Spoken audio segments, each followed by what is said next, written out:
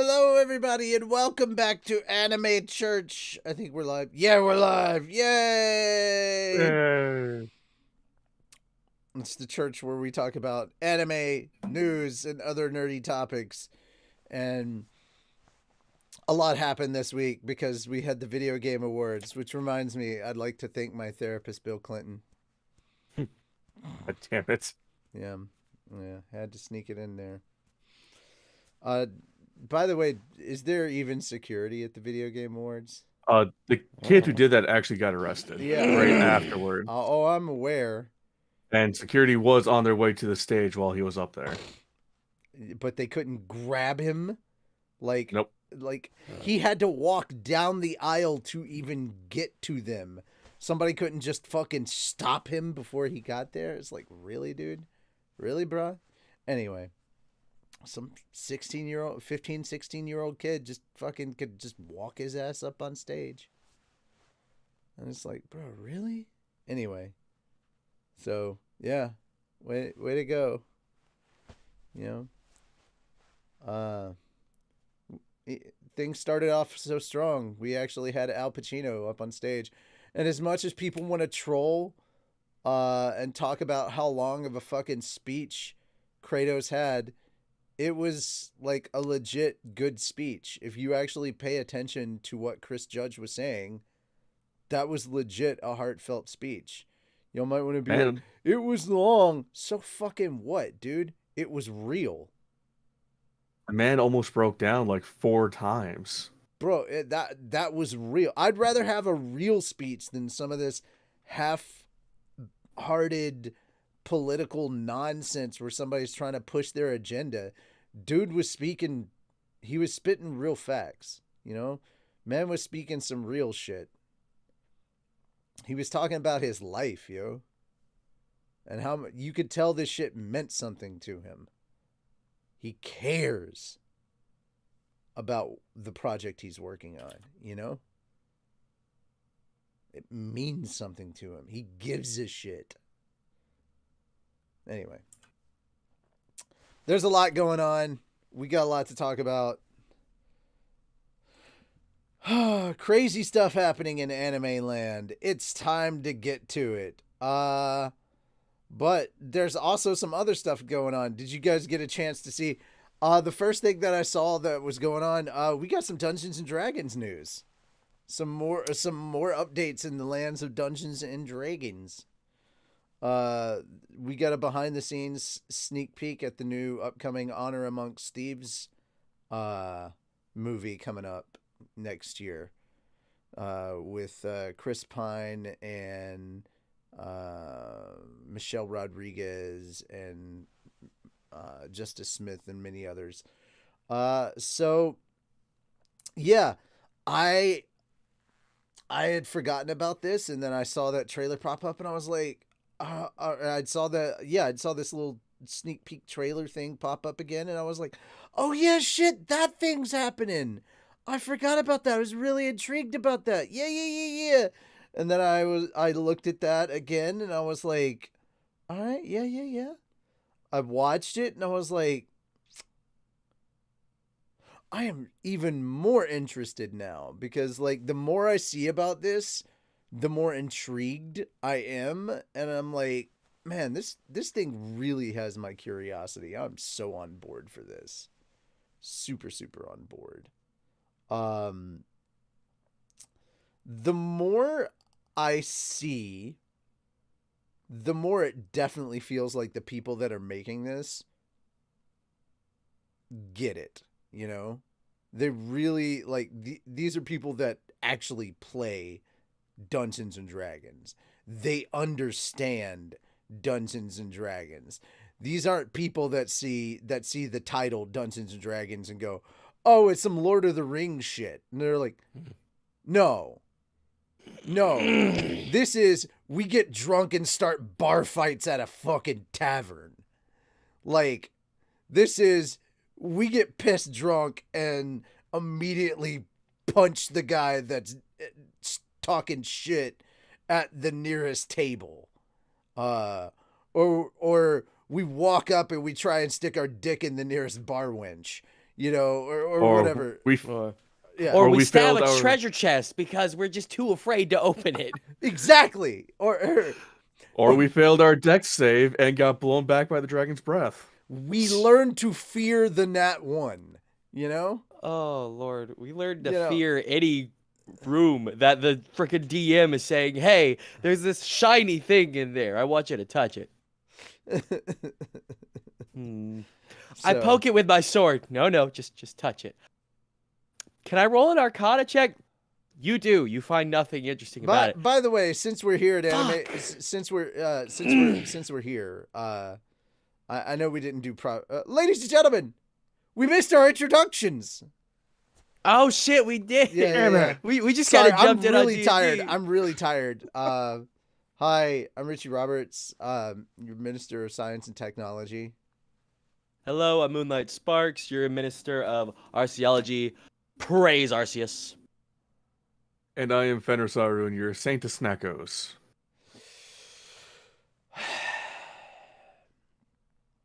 It's only fitting, since this is anime church and we are talking about D&D. Everybody just remember, Jesus saves. Everybody else rolled for damage. Shit. Let me go get my D20. Everybody else rolls for damage. There we go. That's probably my favorite T-shirt that I've ever seen. Is Jesus saves, everybody else rolls for damage. Roll for damage. I literally told that joke to my religious parents. They didn't get it, and I was like, Of course not. Aww. I had to explain D&D to them, and like my brother fell over laughing. I'm going to say that to my friends. That's gonna be great. Just walk in and be like, "Hey guys, remember Jesus saved." No, everyone else roll for damage. Literally, walk in with some you walk in with D&D books in your hand. You go, Jesus saves. Everybody else rolls for damage. Just like, "God damn." Oh, that's great. Just like you walk in like that, dude. The people that laugh, you're like, you're hanging out with those people. Everybody else can fuck off. Like, yeah. Walk into any bar. Just that's how you make friends. Yeah. Best way, dude, the best way to do it, walk into a bar immediately, grab an ice cube, smash it. Well, that's the ice broken. Now what? Like,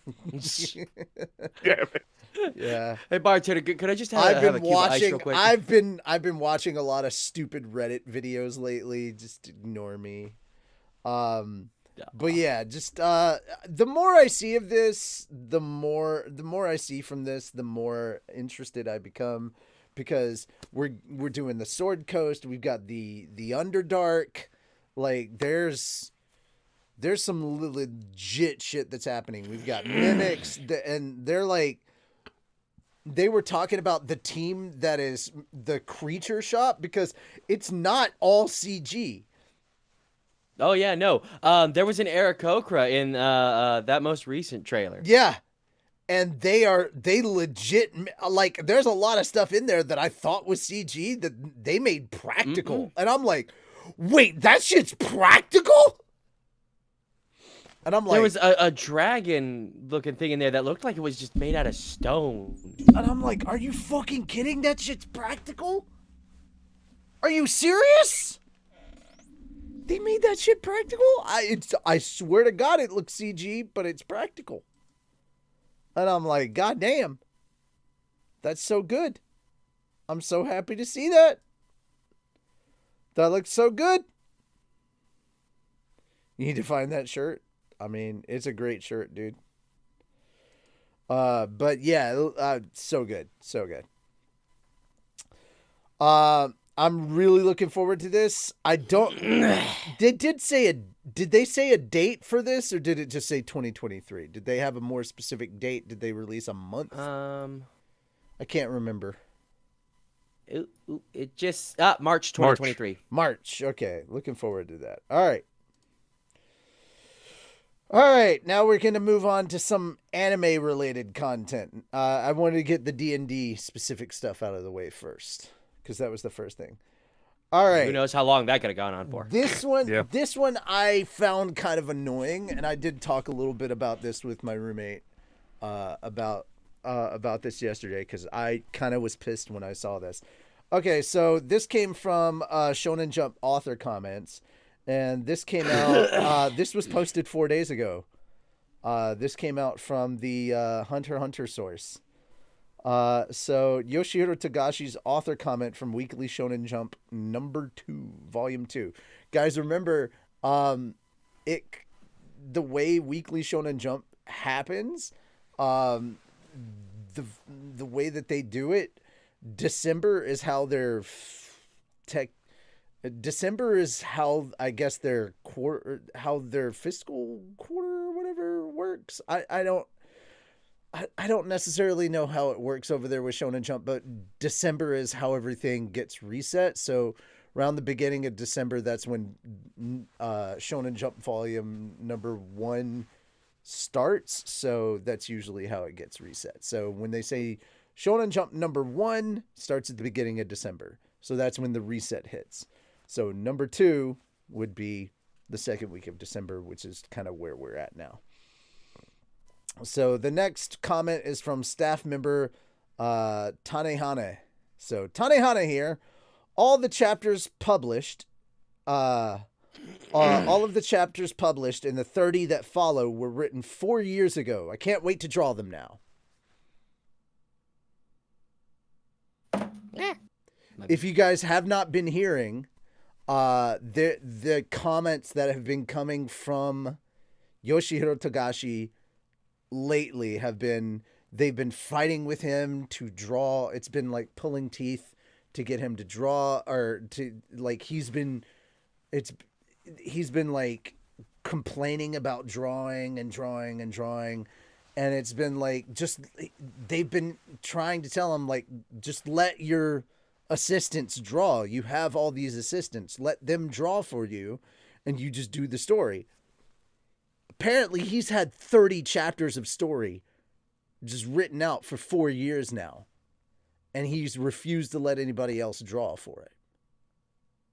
Wouldn't let anybody else draw for him, even though he's got all these assistants that can completely mimic his drawing style, his art style. Competent people, absolutely competent people that he won't trust to do. And he's absolutely against like the digital style, doesn't want anybody to do it digitally, trying to do everything manually. So now the assistants are finally taking over, and they're trying to transition everything from manual to digital, and it's becoming this whole process. And so now they're finally getting up to it and getting to work, and there's 30 chapters of content that they're getting into, and like the gears are getting into motion and stuff is moving, and it's like they've had this much content that they've been sitting on for 4 years. It's been sitting in this hiatus, and he's just been, this is just pure stubbornness. This isn't mangaka's pride. This is literally just sheer stubbornness and ego. It's like, dude, if you didn't want to work on it, if you didn't want anybody else to work on it, then you should have just ended your fucking series. Like, don't, clearly you weren't in a good enough place physically. Your health was not in a place where you could continue doing this. So you should have just ended your series if you didn't want anybody to continue on with your series, instead of dragging it out like this and leading fans on like this. So this was just disrespectful to the fans. I'm sorry, but like, I have had it with Yoshihiro Togashi. I'm just appalled at his behavior at this point. This is just childish behavior at this point. He's had so much of the story already planned out for 4 years now. He's had all of this written out for 4 years that he refused to let anybody else work on, even though he had capable people. around him that could have worked on this and helped him with this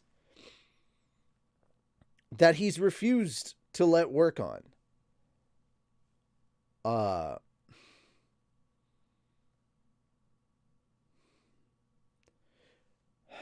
There's a difference between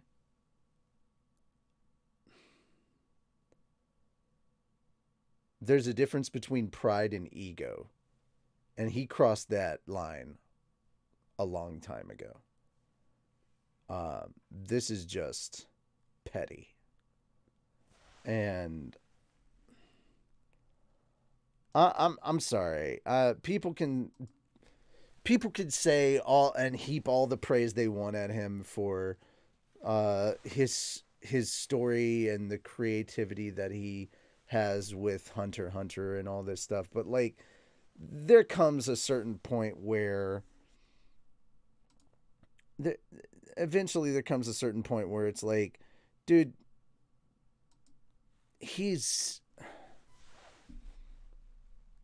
I don't know, man. This just seems way too selfish. I'm gonna toss it over to you. But yeah, what do you guys think about this news? They've had 30 chapters of this shit that they've been sitting on for 4 years with hiatus, as I like to call it now. I mean, I've lost interest in the series at this point. It's been on hiatus for like what, 2.5, 3 years now. I mean, the anime ended at a good spot, at least. It's probably where the manga should have ended. But he kept the story going. Yeah. It should be no surprise. I don't really have too much stake on Hunter x Hunter. Never seen it or anything. So yeah. Here's the thing. Here's the thing about Hunter x Hunter. Once you start getting into it, you're gonna be like, holy shit, this is a really entertaining and interesting story. You're gonna get wrapped up in it. It's really freaking good. It's not One Piece level, but it's pretty rich and intricate. Like, it's close to for what it is, it can get pretty close to like Naruto and One Piece level. Like, as far as like the depth and intricacies of Naruto and One Piece, as far as like the depth of its world and the richness of its characters, like it can get there, and it can get there real fast. Like, man, it can get good real quick. Hunter x Hunter, man. I feel like if it had it, I think it definitely has its chances to like dive into its own lore more, but they don't really explore. I feel like Hunter x Hunter doesn't really have a lot of like, it's got this vast lore and culture that it could explore, but it doesn't really all that much. Like, they do explore some aspects of it, like Nen and things like that, but that's there's a lot more out there that they probably could dive into and explore more, but they don't, you know, as far as like the vastness of its world. But it felt like we were starting to get into that, and then it just fell off a cliff. But I mean, Togashi's kind of notorious for going on hiatus because of health issues and things like that. And it was just like, well, dude, just end your series. You know, you're going through all these health problems. Just end your series. And he refused to end his series.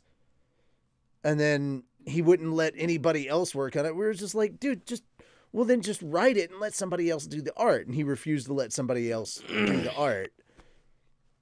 And then now he's finally letting his assistants do the art. And it turns out he's been sitting on like almost a year, almost probably 3/4 of a year's worth of story. 30 chapters is probably almost a year's worth of story. Hmm. Yeah. He's been sitting on about that much. It's ridiculous, dude. He's been sitting on that much, and that's a lot. That's a lot. So, yeah, just hugely disappointed in that. It's like, wow, Togashi, really? Wow. Especially with how dense Hunter x Hunter can get. Like, Yeah. Hunter x Hunter can get really dense and like its wordage when it really comes down to it. Okay, I don't usually like talking about box office stuff, but I figured because it's the slime movie, I probably will. So, That Time I Got Reincarnated as a Slime film tops 750 million yen in 12 days. So Scarlet Bond anime film has sold over 570,000 tickets for over 750 million yen, or about $5.48 million as of Tuesday, December 6th, its 12th day at the Japanese box office. The film opened in Japan on November 25th and ranked number 2 and sold 225,000 tickets for 297 million yen, or about $2.14 million in its opening weekend. So, not too bad. Not too bad. Just thought we'd throw that out there and be like, yay! Because, thought that was kind of cool.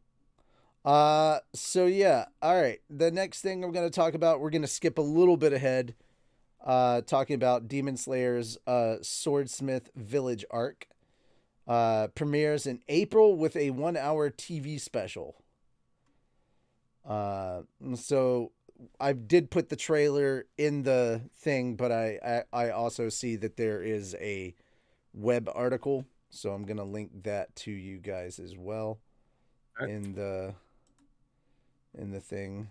So give me just a moment. I'm going to link that to you guys at the bottom too. All right. So just in case you guys want to read along with it, there's the article. The special broadcast of Demon Slayer, the movie Mugen Train, ended on Saturday with an announcement that the franchise's upcoming Demon Slayer Swordsmith Village arc. Okay, this was a while back, right? Because this was published. Okay, so this was updated, right? Okay, so what's the part? Okay, update. Okay, so now the update. Okay, there's going to be a okay, so television. Blah, blah, blah, okay. Television anime will premiere in April with a 1-hour special. In addition, the world tour Kimetsu no Yaiba Jogen Shuketsu. Oh god, I hate world tour screenings. Demon Slayer, the upper ranks gather and onward to the Swordsmith Village. Screenings will play in theaters in over 80 countries and territories from February 3rd. The screenings will include episodes 10 and 11 of the Entertainment District arc, as well as the first Swordsmith Village arc episode. The world tour screenings include those in the following cities and regions. Japan, February 3rd in 418 theaters, including 41 IMAX screenings. Tokyo special screenings with guest appearances on February 4th and 5th. Los Angeles, February 18th at the Orpheum Theater with Natsuki Hane and Yuma Takahashi, and a performance by Amir. Tickets go on sale on January 7th at Ticketmaster. United States and Canada, March 3rd in over 100 or in over 1,700 theaters in both English subtitled and dubbed versions. Paris on February 25th with Yuma Takahashi. Berlin, February 26th with Yuma Takahashi. Mexico City on March 4th with Natsuki Hanai. Seoul, March 11th with Akari Kito and Yuma Takahashi. And Taipei, March 19th with Natsuki Hanai, Kengo Kawanishi, Kana Hanazawa, and Yuma Takahashi. The first television anime. Blah, blah, blah, blah, blah, blah. Okay, so just some basic info there, and yeah, that's kind of it. If there's a trailer up right now, if you want to catch it, it's got some new footage of the actual third season. If you want to check that out, plus a little bit of a reveal there. Now we're going to talk a little bit about the VGAs, the Video Game Awards. Talk a little bit about that. All right, so we got some trailers and a clip to chat about. Let's jump into that. All right, first up, we talked about it last week, and now it seems like every time we blink, we got more Mario to talk about. So let's talk about it.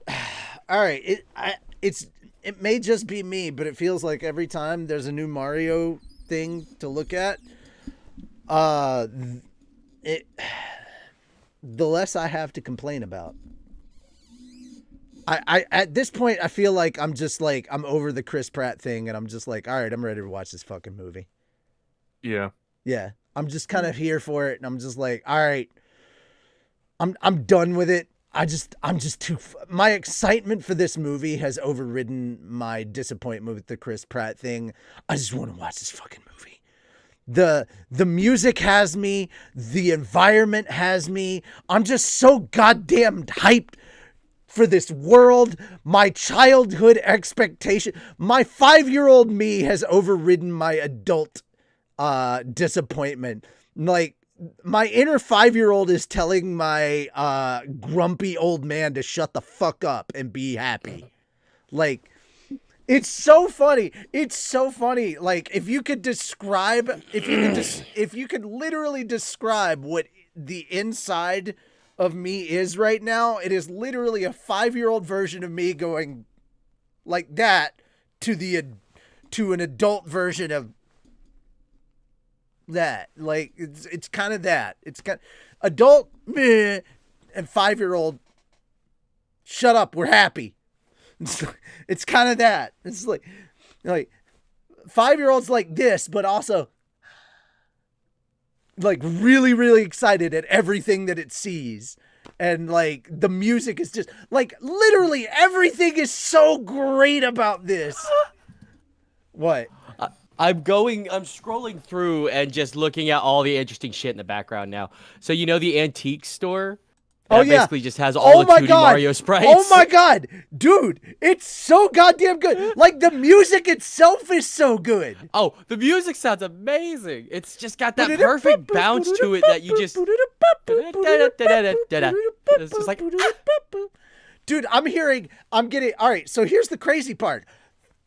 I've heard just the music in the background. I've heard 4 different video game things in that clip.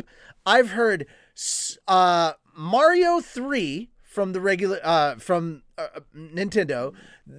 So Super Mario Brothers 3 from the NES.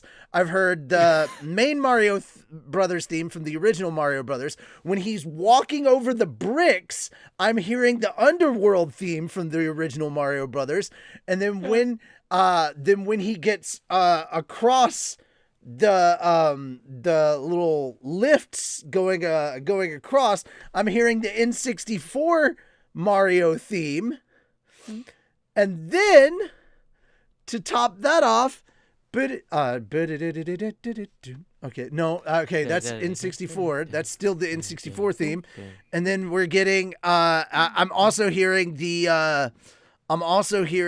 Super Mario World at some point. Uh, so I'm hearing at least 4 themes in there because I heard Super Mario World too. When they get off the elevator going up, if you look at the maps in the background, you've got one map to the side, which is like one of the maps from Super Mario Brothers 3, and then another map that is like one of the maps from Super Mario Brothers, I believe, 2. Yeah. Dude, there's Shy Guys in there. There's fucking Shy Guys in there. They showed up in Super Mario 2. Yet. You haven't seen the Shy Guys? In the movie, no. Yeah, there's Shy Guys in the movie. They're there with Luigi. Oh, with Luigi? Okay. With Luigi in the Bowser area, there's Shy Guys with Luigi in the Bowser area. Yeah. So yeah, they've got the Super Mario 2 stuff in there. Super Mario 2 is well represented. We don't deserve Christopher Judge. Oh, that's true. Dude, Chris Judge is so fucking precious. We recommend that you stream using a bitrate of 45 kbs. I might be able to do that now.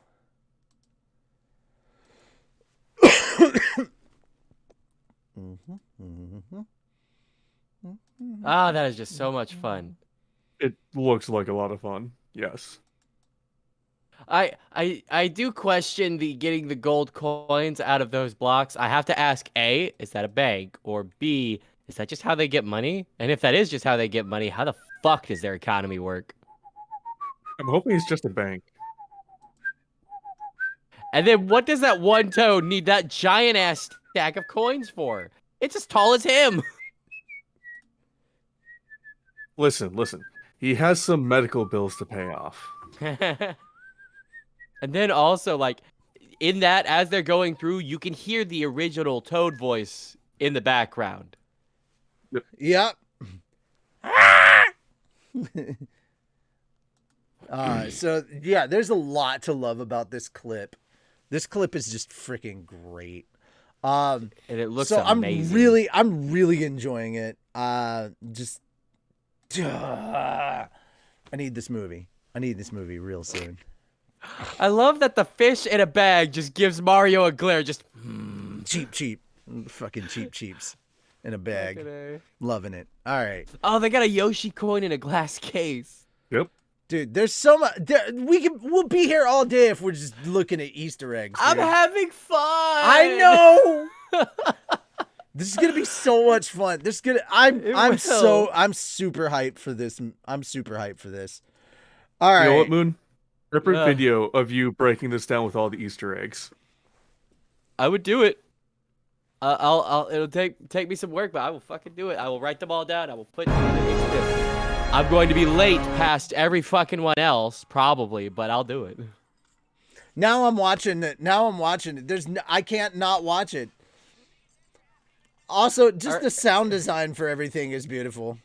Yes, it is. Oh, they actually have a price sheet. Huh? 3 coins they have a price sheet on the antique score. On the antique store. Now I want to do an economics breakdown of this shit. Also, I want to point out that when they did the VGA, when they did the announcement for this at the Video Game Awards, they actually the person that they had come out to introduce it was Toad himself. They had Keegan Michael Key actually come out and actually like introduce the whole thing, and he was like, I want to go ahead and address the controversy. People have been calling it a hat. It's not a hat. It's a cap, like a mushroom cap. And I was like, oh my God. I was like, oh, I thought he was going to actually talk about the controversy about the Mario voice. Nah. Okay. I was a little confused on how, because when I hear the underground theme, I immediately think they saw the Crazy Cap. They said Crazy Cap. No, it was. Yeah, did you just saw that store? Yeah, Crazy Cap from Mario Odyssey. Mario Odyssey. Okay, here's the other thing. No, it is. You can actually tell it's like it's hidden in there. It's subtle, but it is. No, what it is it's the That's the part they're doing. And I'm like, oh shit. It's a different. Yeah, it's later. It's not the beginning part. And then what the hell are they walking over here too? Oh shit.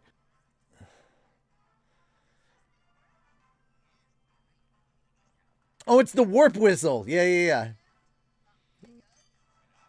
Da, da, da, Oh, da, da, da, da, da, da, da, da, da, da. I love That that is they've got those giant ass hard hats that fit on the toad right. caps. It's so crazy. But oh, are you guys familiar with Scott Falco?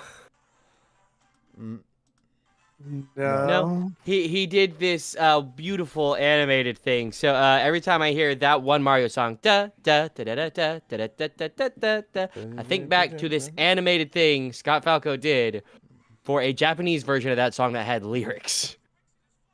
I'm going to Oh, link it in no. chat just because I love it. It's fun. And then we should probably move on because we'll be here all fucking day. Yeah, we will. I don't have too much of a problem with that, but like, ugh.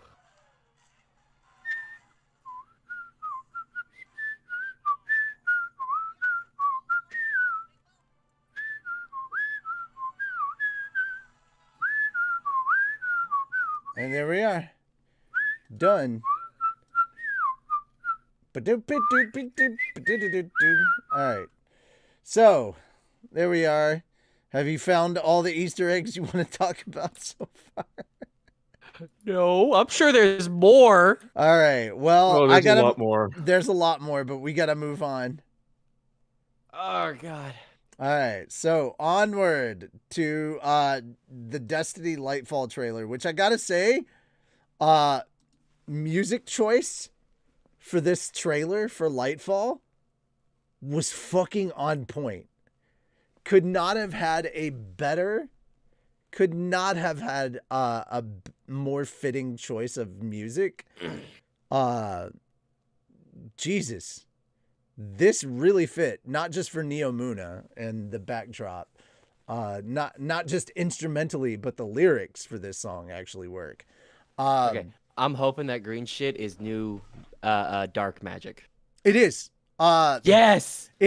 Strand is not only new to Destiny, or Strand is not only new to like the players, it's new to Destiny overall. This was straight up announced. When you first used Strand, you were the first person in the history of all of Destiny to unlock this ability. Ever. In the history that is of so the cool. Yes. Ah. What's even crazier? All right, here's the craziest part. There is a Titan that is doing the Titan Yeet, as we like to call it. They're using the Arc Super, and you can literally tether to them with the new Strand ability.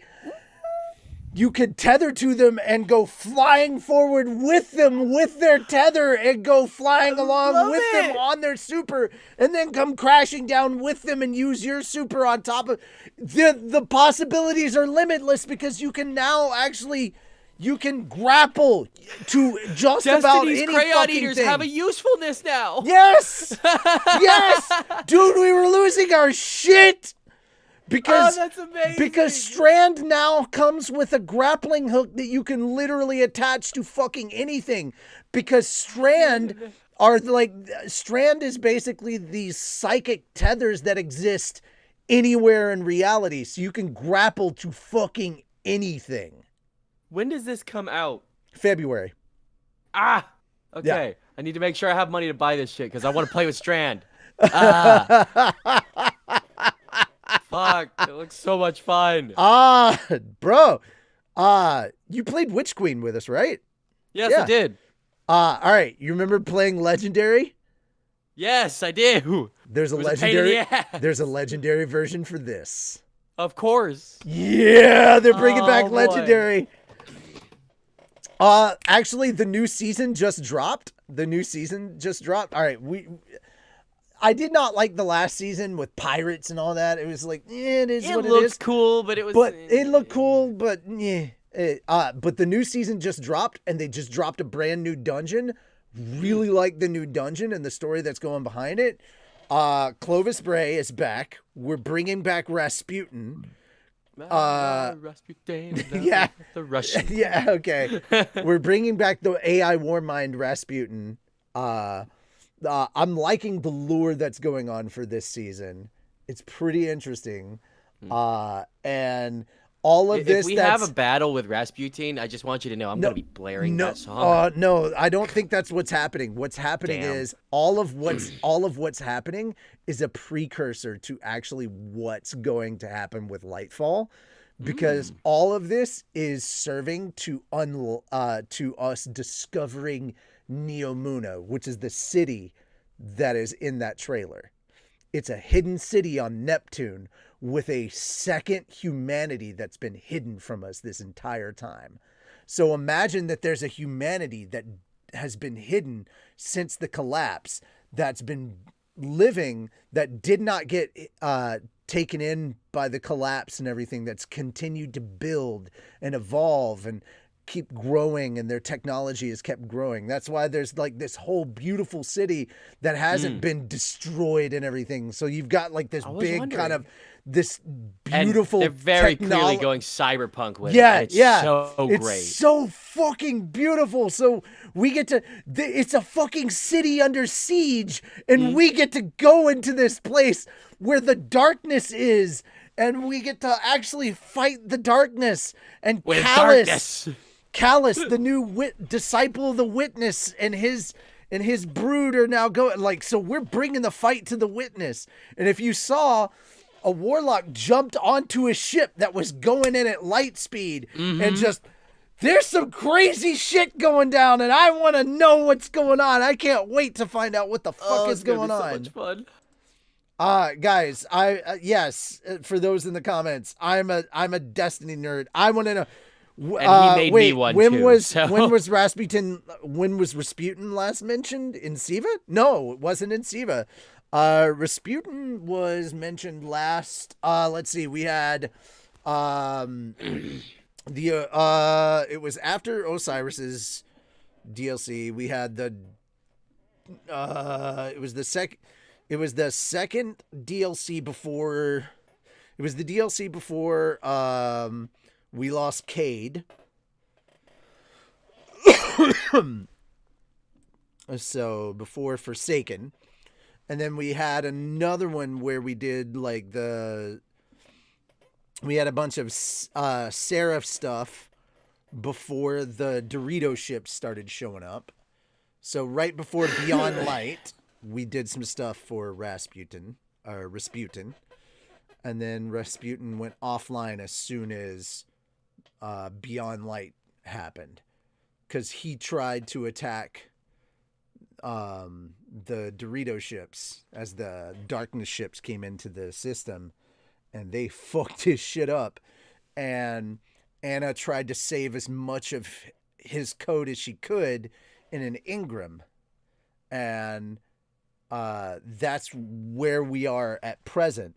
He's kind of stuck. What is left of him is trapped in an engram, and his code is kind of degrading over time, and she's trying to save him and place him in an exo frame, and she had to enlist the help of her grandfather, probably one of the shittiest people in the Destiny universe, Clovis Bray.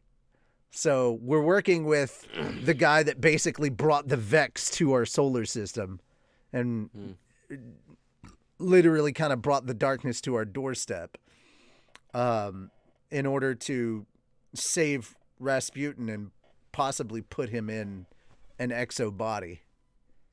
That's what we're looking at right now. So yeah, we're trying to save Rasputin, and by doing so, we found all these hidden bunkers, and Xivu Arath, the last of the three hive gods, as it were, that is serving the Witness, her forces have taken all of what's her name? The fallen chick that was in charge of the house from Beyond Light. Aramis. They've captured all of her people and conscripted them, and so them and the Hive are working together and taking control of, trying to take control of all these little bunkers and take over all of Rasputin's shit before we can, and we're trying to stop them. That's kind of what the season is about at the moment. That we're trying to take back these little different pieces of these submines so we can piece Rasputin back together. And we're trying to get to them before the bad guys do. Yeah. And for anybody who doesn't play Destiny 2, I'm just as lost as you are. Yay!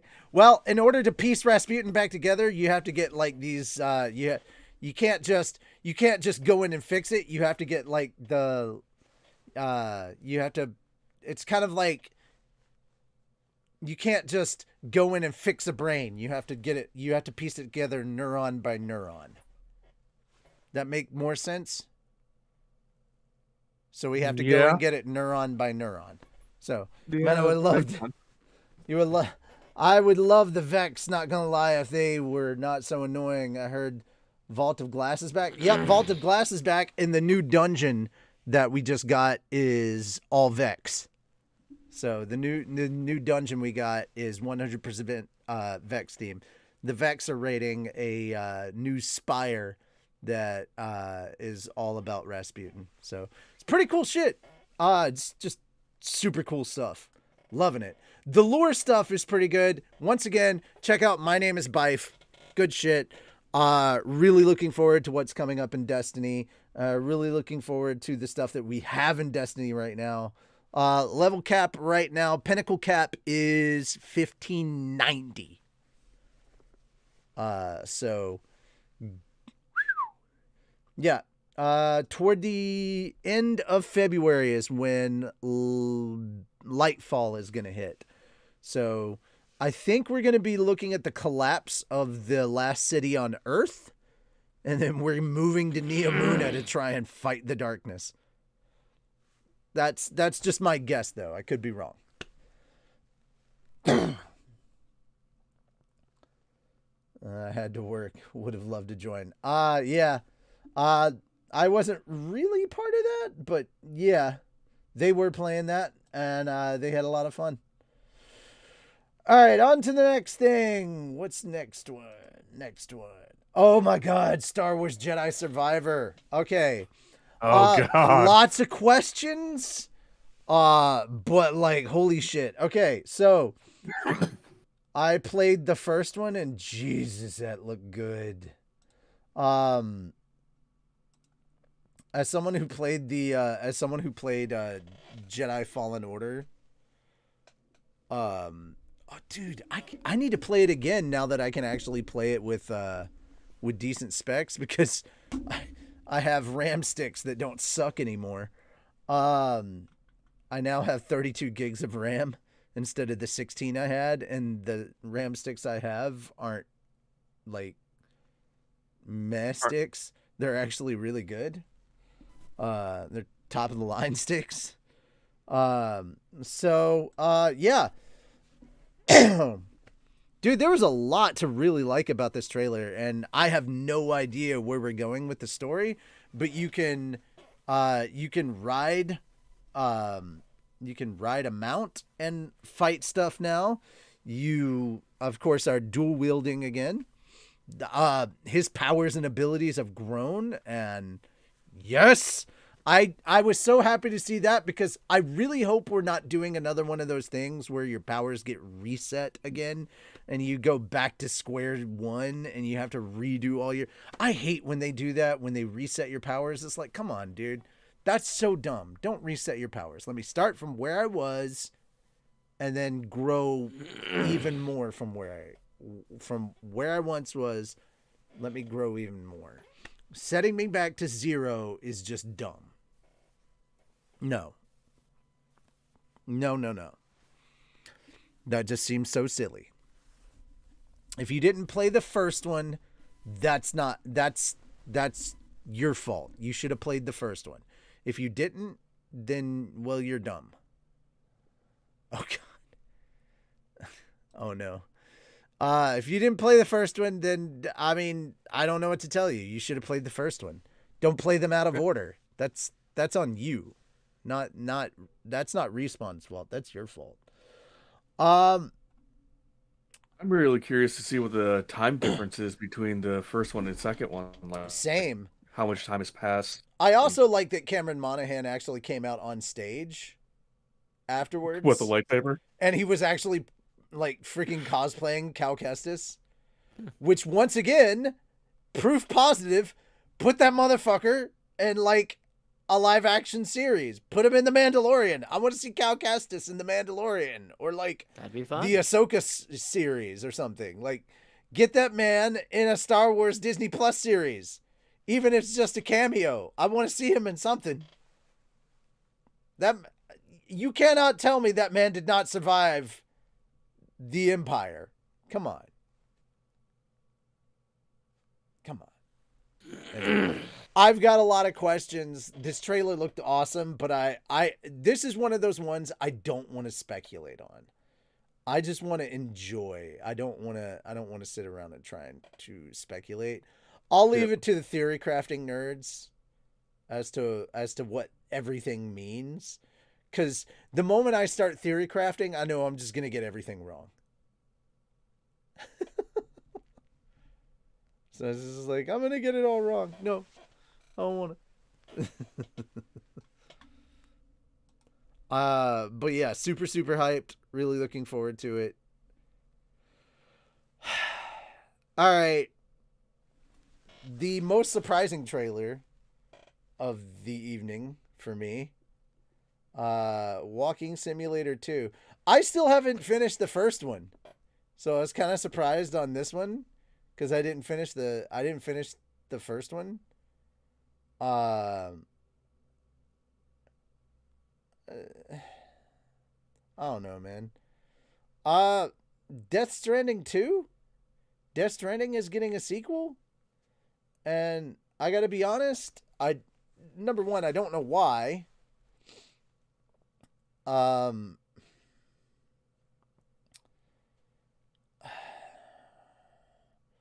Like, everybody that played it, they were like, it was good, but like, it wasn't amazing. Like, And it has a decent story, but it has a decent story, but it like it was frustrating. yeah. Like, that's the number one thing I heard from everybody was like, fuck, this game is annoying. Like, I don't know, dude. Like, a lot of people that I heard from, it was just like, grr, you know? And I played it, but I played it much, much later. Like, I played it like a year and a half after release. So, whatever issues, I dodged, you know? So, I haven't finished it, so I don't necessarily know all the bits and pieces about how the story ends, and I don't really want to give myself spoilers. So I'm just gonna. I've only glanced at the trailer kind of once, and I don't want to give myself too much spoiler about what's going on here. So I'm kind of ignoring most of what I've seen of this trailer, and I'm kind of Walking Simulator 2, because that's basically kind of what I describe Death Stranding as to begin with, is Walking Simulator just in general. But kind of the truth, to be fair. It really is. Yeah. I haven't played it in forever. It's one of those games that I got like really, really into, just doing a bunch of the stuff. But like, as soon as I stepped away for like a day, I didn't want to pick it back up. Like, the moment you step away from it, it's really easy not to pick it back up. It's really easy to just be like, no, I'm good. No, I'm good. I'm good. So it's just one of those things. I guess I forgot to add Final Fantasy 16 to this, but it's Final Fantasy, dude. I'm just I'm gonna end up getting it because it's fucking Final Fantasy, dude. I know I'm gonna end up getting and playing it eventually. How can I not? Especially this Final Fantasy, it looks fucking sweet. Like, come on. Anyway, all right. Banishers. I gotta rewatch this one because This trailer was sad. Holy shit. I just finished watching that and Suicide Squad one. I did watch the Suicide Squad one. The Suicide Squad one didn't really impress me. The only thing that I liked about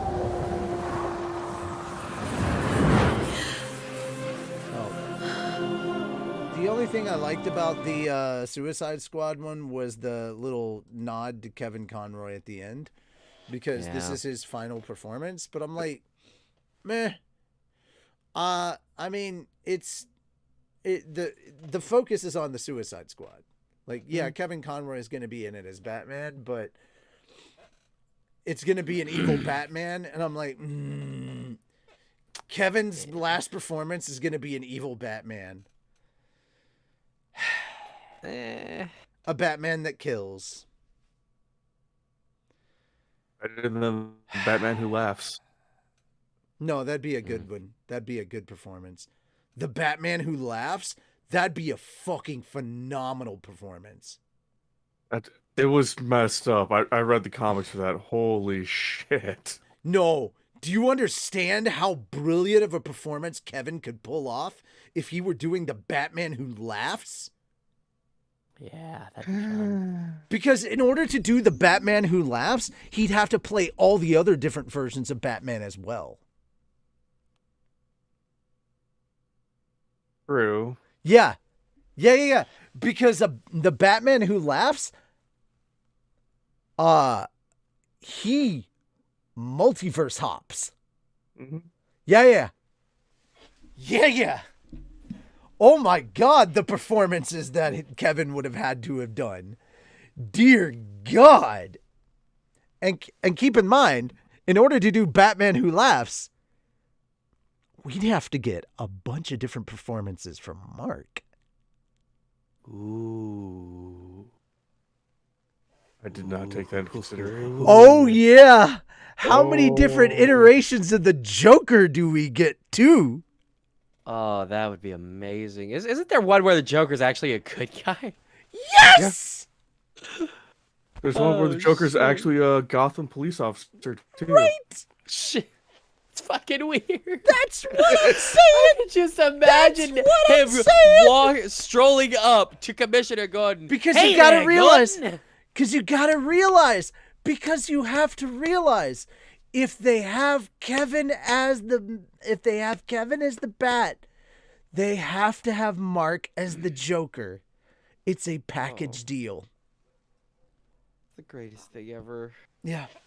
It would have been. Yeah. Sorry. Anyway, I gotta watch this trailer. Sorry. Go ahead and talk about the Banishers thing. Unless you want to keep talking about the Suicide Squad one. No, I'm actually on board with Banishers because lots of Celtic stuff in there, and it should be no secret, I am a fan of my Celtic heritage. And it looked really interesting. Just the entire, what's the word? Atmosphere, I guess, that was delivered with that opening bit. You're sitting there all like, oh, these two, they look really nice. And then it hits you with that reveal, and you're just like, oh, that's kind of sad. Very so sad. Yeah. I'm very intrigued because it's like, I feel like it's gonna be The Witcher, but based on, I'm hoping based on a lot of Celtic stuff. Which, to be fair, a lot of different monsters and stuff are based on Celtic things. The Banshee is Celtic. I'm pretty sure the Bruca Bruca, whatever it's called. I'm pretty sure that's Celtic. The cockatrice, I think, is French. Pretty sure I it is, think yeah. it's French. But still, I'm intrigued to see what's going to happen with this game. I want to know more about it. The tartan that guy is wearing. Let me take a good look at it.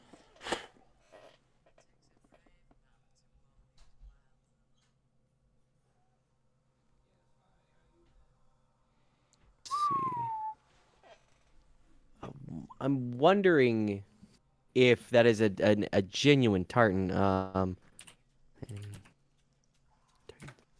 While I'm looking this up, Fenris, say whatever you need. I am actually looking that exact same thing up right now. Doing the Nice. stupid scene by scene BS and freaking YouTube. Mm. That's crazy, dude. Yeah, his outfit looks really good. Yeah. Yeah, that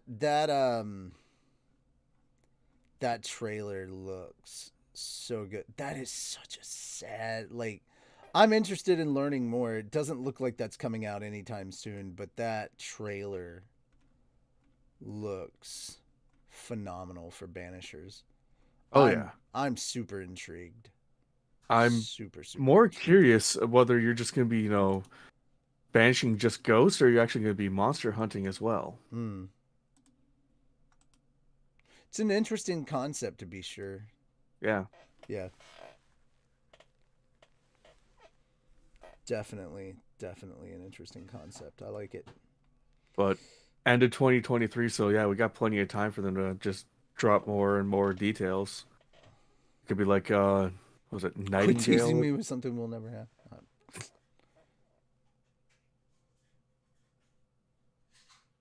His live performance was a Batman Who Kills. Yeah, exactly. We already got that, so I was like, didn't need a follow up to that. Yeah.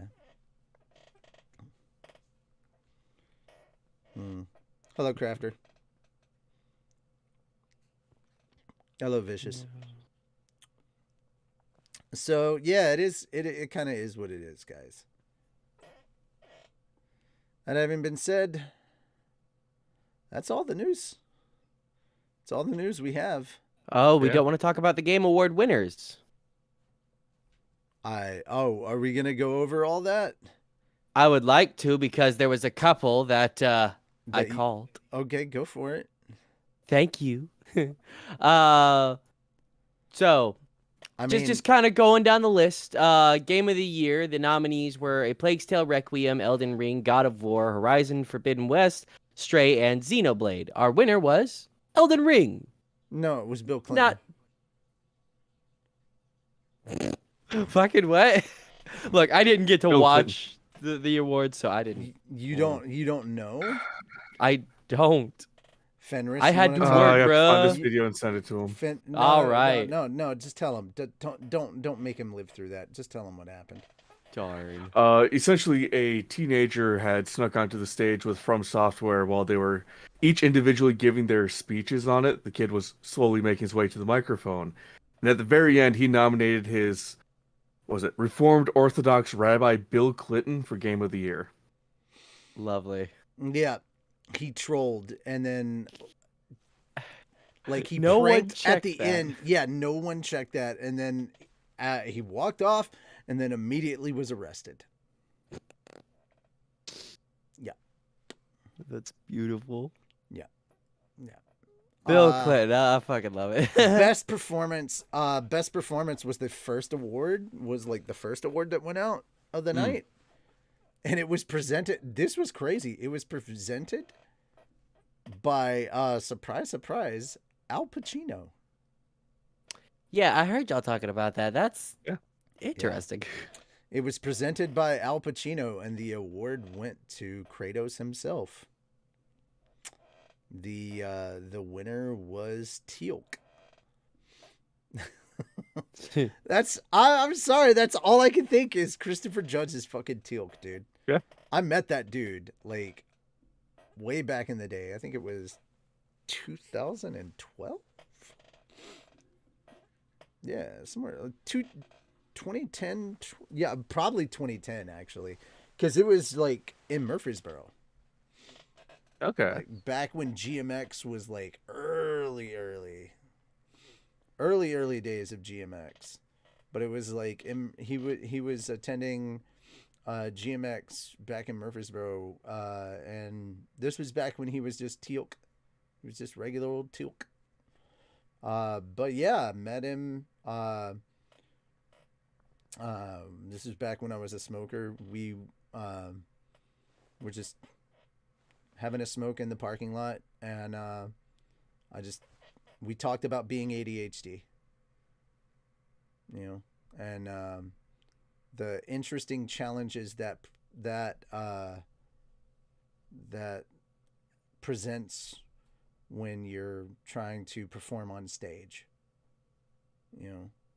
and some shared insights. And it was such an interesting thing because I was talking about like some anxieties and stuff that I have when I'm on stage, and I'm trying to remember my lines, but my brain is trying to interfere with me because, I've got 12 different thoughts running through my head. And he's like, oh my God, tell me all about it, and we're just sitting there like ADHD brain. And he was like, so, we have that kindred spirit moment, and he's sharing like advice and little tips and tricks that he has learned over his career and stuff like that. And it was just a neat little moment.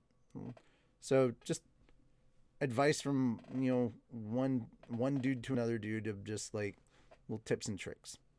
So just neat little moment. But weird how things can come full circle. Just a nice dude. You never know where things will take you. And again, I didn't know he was going to fucking be Kratos. I didn't know where things were going to be 10 years later, 10, 12 years later. I didn't know he was going to be on stage getting a fucking award from Al fucking Pacino. But yeah. Should have gotten his number, man. Like after the awards, you just call him up, be like, bro, congrats. Yeah. But yeah, it is what it is. We good. But yeah, he did. Genshin Impact 1. Mm-hmm. Yeah, wasn't surprised by that at all in the slightest. They're like, after we moved all the bot votes, Genshin Impact, and I'm like, and everybody was like, oh, they were some people were like, oh, Sonic Frontier. I was like, there's no way Sonic was beating Genshin Impact, dude. No fucking way Sonic was winning against Genshin Impact. You're out of your goddamn mind. And once again, best ongoing game was Final Fantasy 14. I think Yes. this is what, the 10th year in a row? Dude, no, come on. Come on. You gotta be out of your mind. You thought it was gonna be anything else. Yeah. Fucking hell. You were the one sitting here being all like, oh, but wait, oh, but this. And I'm like, okay. I'm like, oh no, I know where the fan bases are gonna go. But come on. Do I think it's deserved? No. No, I mean, but do I think it's deserved? No. Do I think it's where the popularity is? Yes. Yeah. At the end of the day. Yeah. See, best direction, Elden Ring 1 versus God of War, Horizon, Forbidden West, Immortality, and Stray. 100%. Surprise. 100%. Best soundtrack should not have been God of War. What was it going up against again? 100% best soundtrack should have been Horizon Forbidden West. Horizon or Sonic Frontiers? No, Horizon. I have not played either, so I cannot really comment. To be 100% fair, I gotta nix a lot of the contenders that were on that. Hoyo Mix should have been on there. No. I gotta be 100% with you. The fact that Genshin Impact isn't on there for their soundtrack, that's a fucking travesty. Like, here's the thing: you may hate Genshin Impact on everything else, but their soundtrack is fucking unbelievable. How they're able to turn out banger after banger the way that they do. Like, I don't think people truly understand. Their soundtrack caliber is on par with shit like Doom. Ooh. Like Doom Eternal and shit. Like they put out bangers. Best adaptation, to no one's surprise, was Arcane. Yeah, which is I kind of wanted thing. Cyberpunk to win though. No, here's the thing. It should not have been Arcane because Arcane was last year. Yeah. Arcane shouldn't have even been nominated because that was last year. It should not have won 2 years in a row. Well, what month did it come out last year? Because cutoff time is November. Arcane?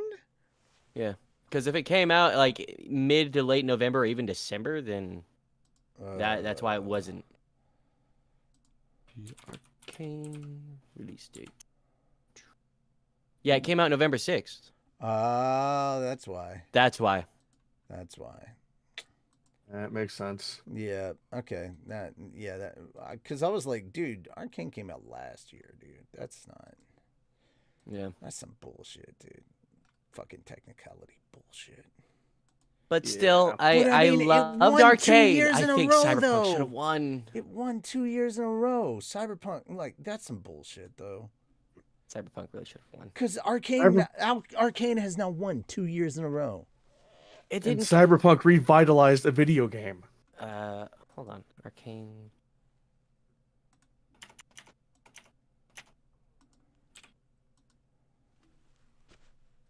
Best adaptation? It didn't win last year because it wasn't a part of the show last year. Wait, that category wasn't part of the show last year? I don't know if the category was a part of it, but Arcane wasn't in if it was.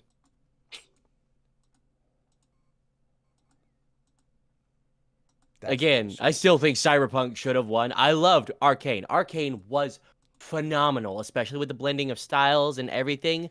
But Cyberpunk, I think, is a better adaptation. No, I gotta be 100% with you. If I'm gonna be 100% honest with you, Cyberpunk Edge Runners wasn't an adaptation. That's not an adaptation. That was just literally just this. That's literally a story that took place in the same universe.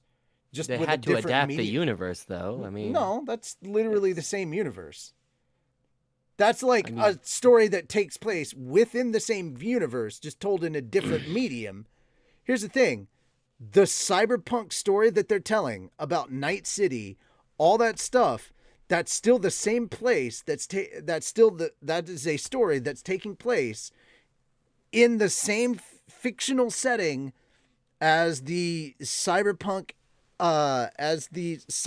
setting that was created by the novels that the game and everything is based off of. All that stuff, that's not an adaptation. That's just a prequel. It's basically a story that takes place 1 year before where the game starts. It's not an adaptation. What I would say is an actual adaptation is actually Arcane, because it's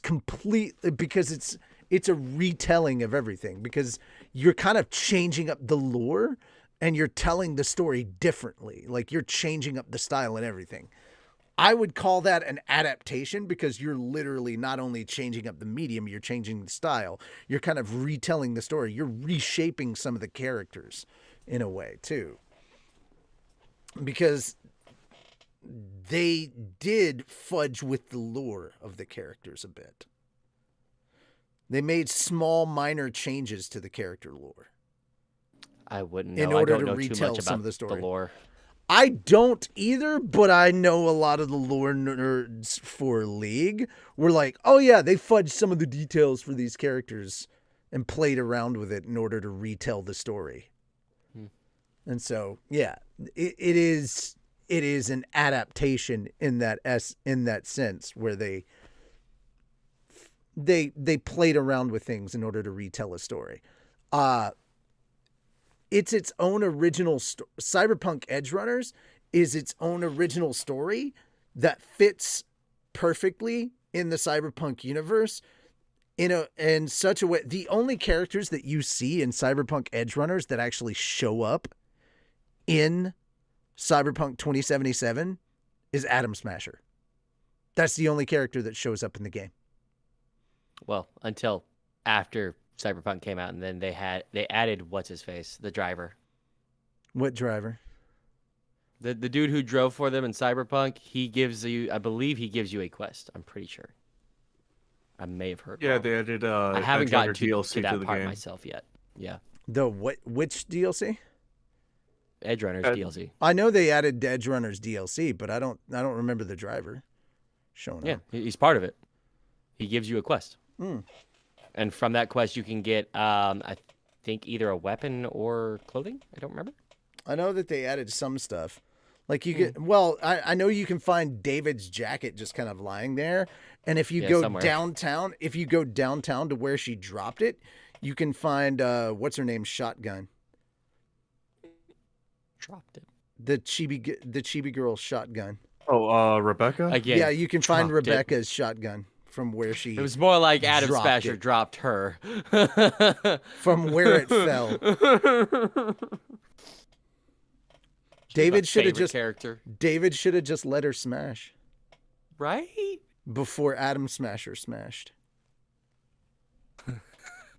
Now all I can picture is just Rebecca shooting up at the sky, and then you just hear, "Let me smash!" Bah!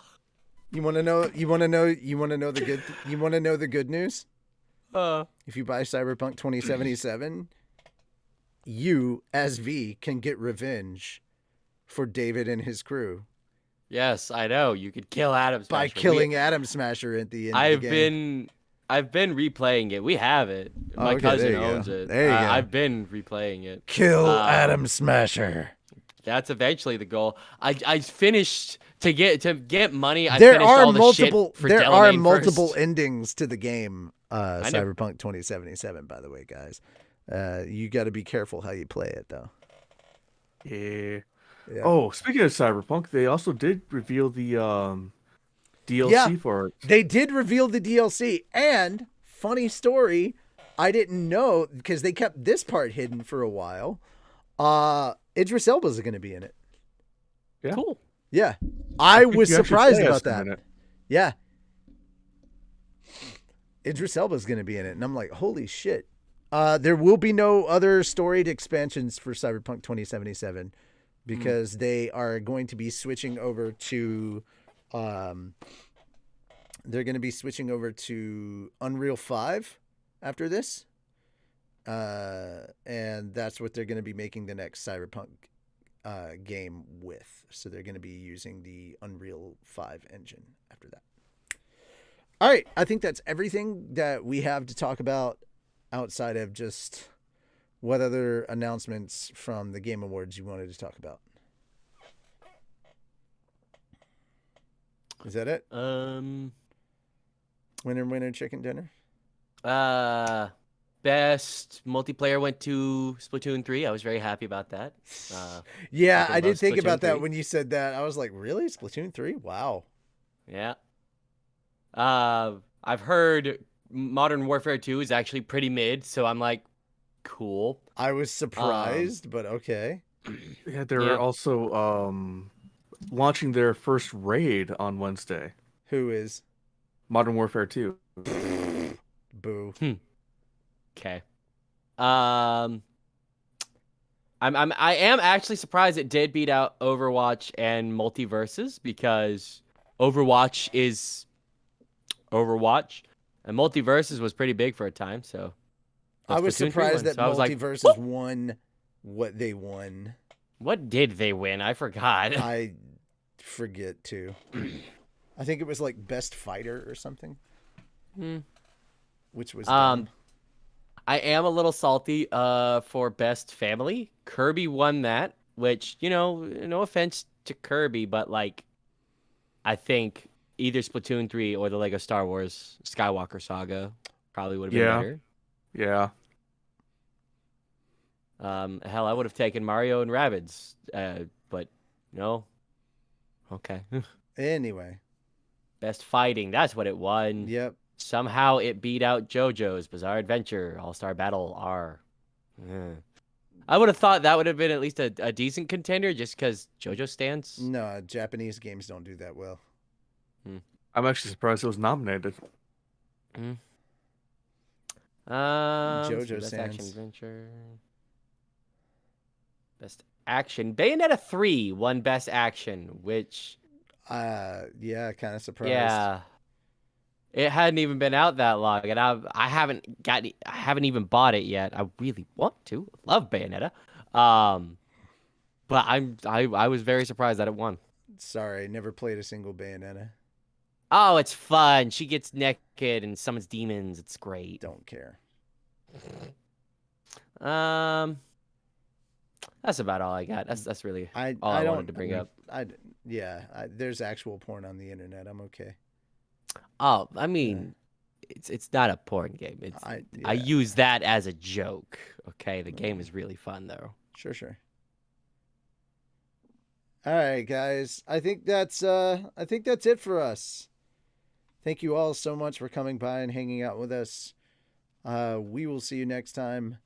I'm gonna get some effing sleep. Y'all have a good one.